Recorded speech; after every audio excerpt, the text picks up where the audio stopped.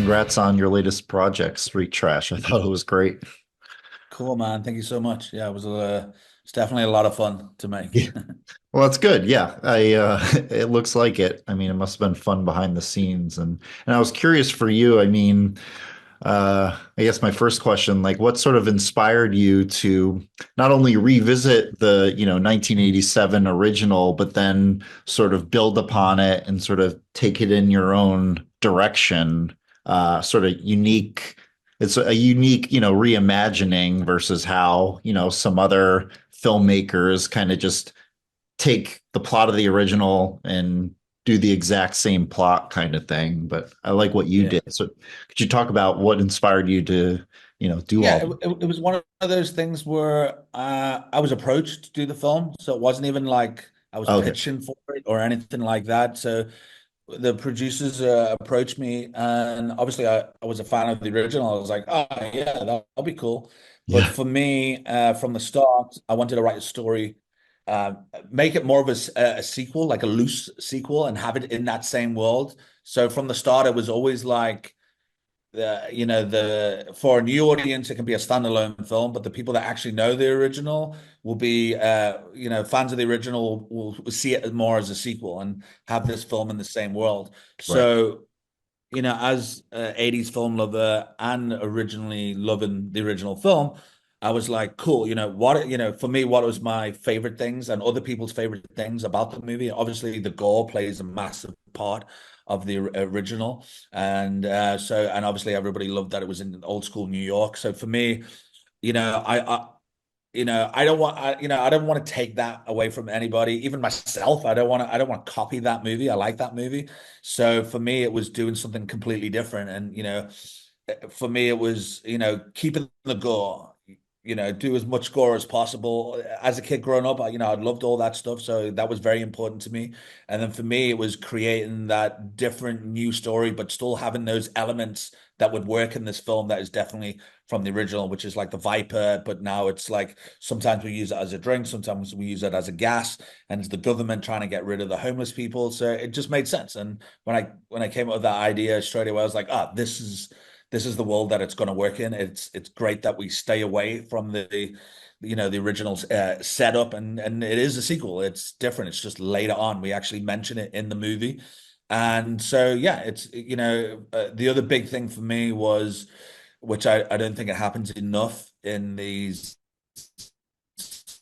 or it fails, or it's just badly written with some films, is that you got to have strong characters. You got to have strong characters. You got to have a strong story, of course, but you got to have characters that you enjoy, and you go along on this ride.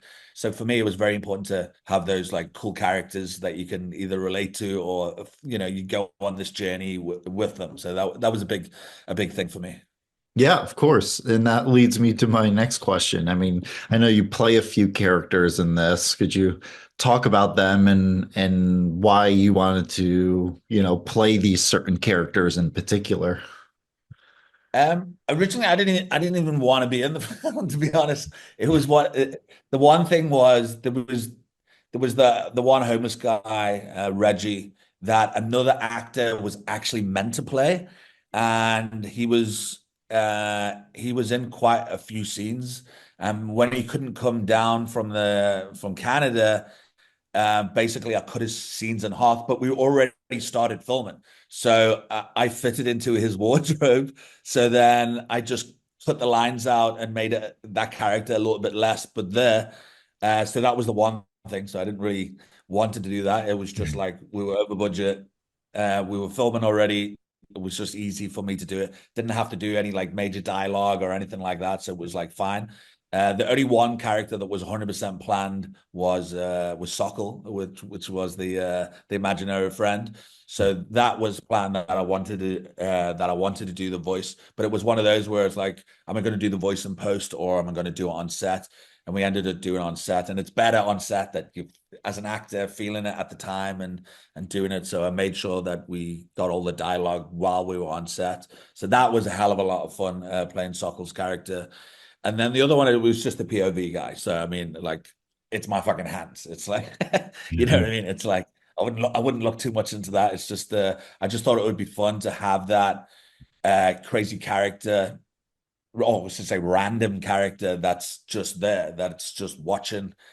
It was almost like the audience. It's just here and there. It's just like giving a nod to the audience, going on the journey and just having this character. But always with all the films and stuff that I do, there's a lot of connections, even with Fry Barry and Street Trash. There's a lot of connections there with characters. Some of the characters are playing the exact same characters. It's just later on in time. And it's still kind of in that same Street Trash world, also Fry Barry world. So yeah, there's a lot of stuff in my films that relate to other films that I want to do, and it will make sometimes shit will make more sense in another film and stuff like that, where these characters are in these certain circles. Cool. Yeah, that's great. Do you have a nickname for your little like universe? You know, I like is it Kevin Smith Like has- I don't think about it too much. Like I think one of my friends was like, "Oh, it's the Krugerverse," Yeah. but I Yeah. just like, it's just I love like storytelling, and I love things that connect in movies, and it's awesome when you can do that. It's actually pretty cool. Yeah. Uh, with this film, like I said, it's kind of in the Fry Barry world. So Ronald, played by Sean Cameron Michael, is playing he's called Ronald in Fry Barry. It's the same dude. And then you look at characters like Chef and characters like Two Bit, they're nicknames. They're not proper names. So Right. could it be Fried Barry later on? Yeah. Could it be this character later on or whatever? So I leave it like open for the audience to think. But even all the characters in this movie, I had like a lot of references to other movies. So I mean, like Two Bit, he's got the red dungarees and the yellow gloves, which is like the Roger Rabbit. I have the Alex, the girl character, which is like Ripley from Alien. It was Ronald, was like Fisher King, Robin Williams. Then there was the chef, which was Stanley Kubrick. He's got the jacket, he's got the glasses. Oh yeah. There's all these like hidden little Easter eggs from movies that I love.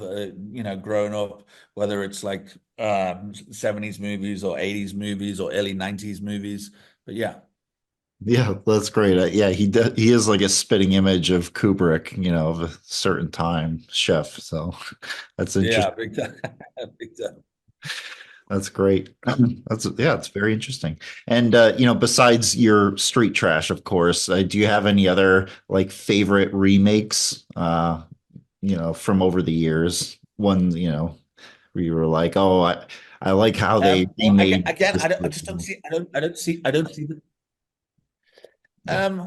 I mean, that's why I've always looked at this film as not a remake. I've always looked at it as a sequel, like a loose sequel, just later on. I mean, and that's why, like you said, it's so different than the original.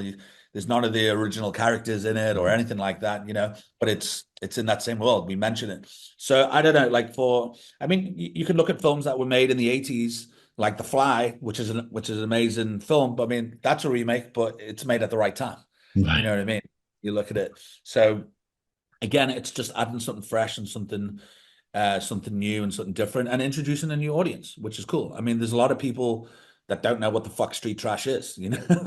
and then there's a lot of people around my age or whatever that know what street trash is. So it's bringing to life a new audience for that film. But it also, what happens is people go, if they haven't seen the original, they go revisit the original, Right. and it's like, a lot of people saw Fry Barry in my first film, and if they haven't and they enjoy this, then they go watch Fry Barry because they're like, oh, I want to see what else this guy's done.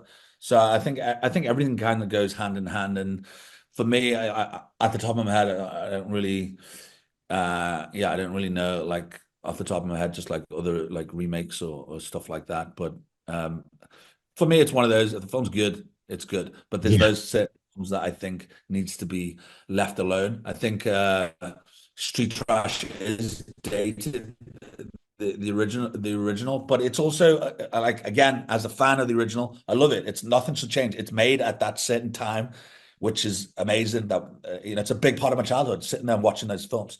So at the same time, I don't want to change that. I want to keep that the same. And it would be shit if I copied it exactly. You know what I mean? It would be terrible. And that's when it comes to sequels. There's a lot of sequels that do just copy the exact same thing. And I'm like, it's fucking brainless. It's Yeah. pointless. Yeah.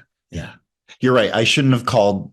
We just, talked about how yours is not a remake, so I apologize. I You're should. wrong, Will. You're wrong. It's all good, man. It's all good. Just a Um, movie, Will. It's just a movie.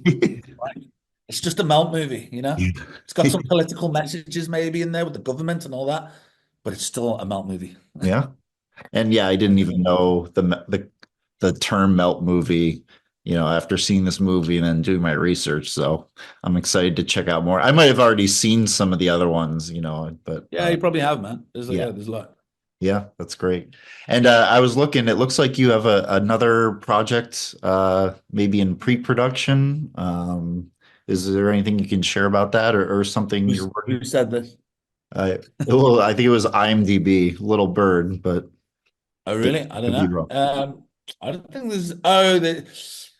It's one of those that there's a film Gums that we're looking at that we're still waiting on a few things there, but that could. But like with any films, there's a few other films that I'm busy talking to at the moment. Yeah, But again, it's one of those where I think the furthest film ahead right now is probably Gums that I'm yeah, looking forward to. But you never know. right, Even when I originally went ahead about Street Trash and we were, after I finished the script, I still never knew when are we going to film this, and you just don't know. So it's one of those where, I put all my feelers out there and I push certain projects, and then if it hooks and then it's going to happen, then it happens. But it's one of those where it's always the waiting game. Otherwise, it would be back to back making movies constantly. right. Of course. Well, yes. I mean, I'm excited to see what comes next for you. But in the meantime, congratulations again on Street Trash, and yeah, can't wait for everyone else to see it. Amazing. Thank you so much, Will. Thank you for Yeah, having me. thank you. It was great talking to you.